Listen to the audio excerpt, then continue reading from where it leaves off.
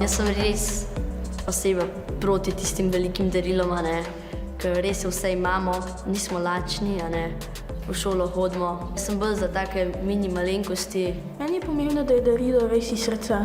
Ni mi pomembno, a je veliko, a je majhno. Če mi bratec, ki nima veliko, sam čestitko napiše, je v redu.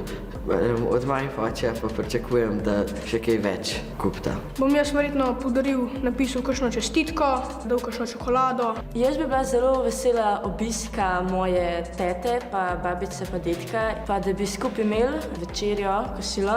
Nekaj naredim ročnega, da ne kupujem stvari, kakšne zapestnice, okraske. Izdelujemo te voščilnice iz odpadnih materialov. Jaz mislim, da bi lahko doma naredil kakšno malenkost, kakšnega snežaka za moje bratce. Jaz bom mojemu bratu podaril pometanje sobe, pa pospravljanje, zato ker se on zdaj uči in nima časa, da bi pospravil. Ni najpomembnejši del obdarovanja, ampak čez praznike smo veseli in smo skupaj z družino in prijatelji.